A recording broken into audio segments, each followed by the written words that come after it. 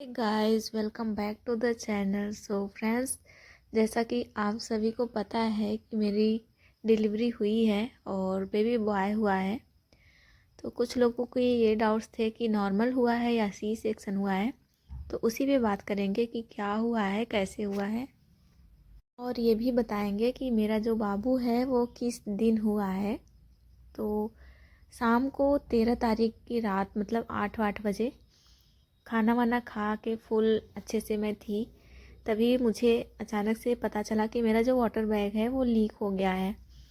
तो फिर कुछ टाइम बाद फिर हम लोगों ने अपना बैग वैग उठाया और हॉस्पिटल के लिए रात में ही चल दिए। और ये भी अपने ड्यूटी पे थे, तो रात में करीब 1:30-2 बजे तक ये आए थे और हम घर से ही हॉस्पिटल चले गए थे। और इनका ड्यूटी अभी लगा हुआ है कुंभ मेले में, तो वहाँ से वो फिर छुट्टी वगैरह लेके फिर आए थे और रात बीती किसी तरह से। और ये सुबह का वीडियो है, मतलब सुबह ये लोग नाश्ता वगैरह कर रहे थे और मैं यहाँ पे रो भी रही हूँ थोड़ी थोड़ी, क्योंकि सुबह ही ये पता चल जाता है कि मेरी जो डिलीवरी होनी है वो ऑपरेशन के थ्रू होनी है, नॉर्मल नहीं हो पाएगी। और क्यों नहीं हो पाएगी इस पे भी बात करते हैं। तो जो था, मतलब वाटर बैग मेरा सुबह रात में ही 8 साढ़े 8 बजे लीक हो गया था। फिर हम लोग हॉस्पिटल गए। सबसे पहले तो प्राइवेट हॉस्पिटल में गए थे, जहाँ मैंने अपना पूरा 9th मंथ की जर्नी, मतलब रूटीन क्या कहें, मतलब 9 मंथ के लिए दिखाया था और डिलीवरी भी वहीं होनी थी। बट वो जो मैम थी, उन्होंने जाते ही तुरंत अचानक से बोल दिया कि आपकी डिलीवरी जो है वो ऑपरेशन के थ्रू होगी, और एक उन्होंने कुछ और कहा ही नहीं। तो फिर हम लोग चाहते थे कि थोड़ा सा वेट करें, हो सकता है मुझे पेन वगैरह आ जाए तो मेरी जो डिलीवरी है वो नॉर्मल हो जाए।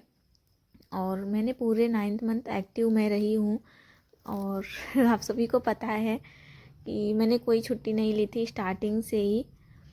और बस यही प्रे करती थी कि मेरी भी डिलीवरी जो है वो नॉर्मल ही हो। डेली वॉक करना, और मैंने कोई, मतलब पोछा वगैरह लगाना, खाना बनाना, पूरा मैंने अपना 9th मंथ जो है वो स्कूल के लिए अकेले ही बिताया है, आप सभी को पता है। बट लास्ट टाइम पे यही हुआ कि वाटर बैग जो था मेरा वो लीक हो गया और पेन मुझे रात भर आया ही नहीं। इंजेक्शन वगैरह भी बॉटल में लगाई गई थी, बट पेन नहीं हुआ मुझे। और जो मेरा सर्विक्स था वो भी 2 सेंटीमीटर ओपन होकर ही, उसके आगे ओपन ही नहीं हुआ, मतलब डायलेशन ही नहीं हुआ उसमें।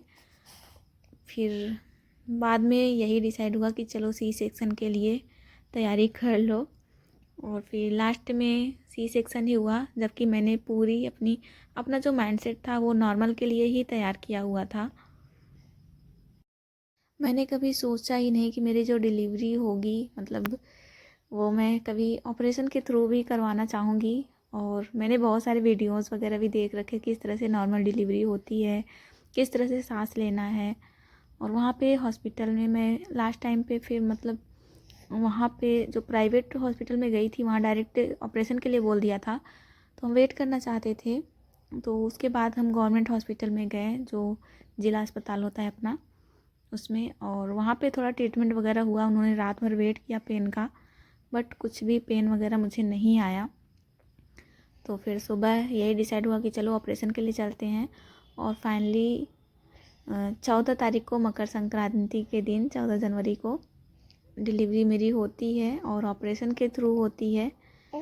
तो इस तरह से उसके बाद जो है और कोई वीडियो वगैरह मेरे पास नहीं है, जो भी था मैं शेयर कर रही हूँ। एंड अभी मैं ठीक हूँ और इतने दिनों बाद वीडियो आ रहा है, तो कोई नहीं, जो होता है अच्छे के लिए होता है। जो भी हुआ सब अच्छा हुआ है और मैं और मेरा बेबी अभी ठीक हैं। बट मैंने सोचा नहीं था कि मेरी जो डिलीवरी होगी वो ऑपरेशन के थ्रू होगी, और लास्ट टाइम पे वही होता है जो सोचा नहीं होता है।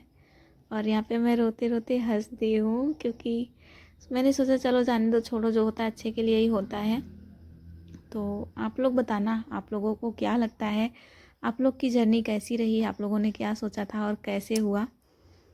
तो आज का वीडियो यहीं पे एंड करते हैं। और मेरे पास कोई क्लिप नहीं है ऐड करने के लिए, और किसी ने वीडियो भी नहीं बनाया था। तो होप करते हैं आप सभी का जवाब आप सभी को मिल गया होगा। तो bye bye guys, take care.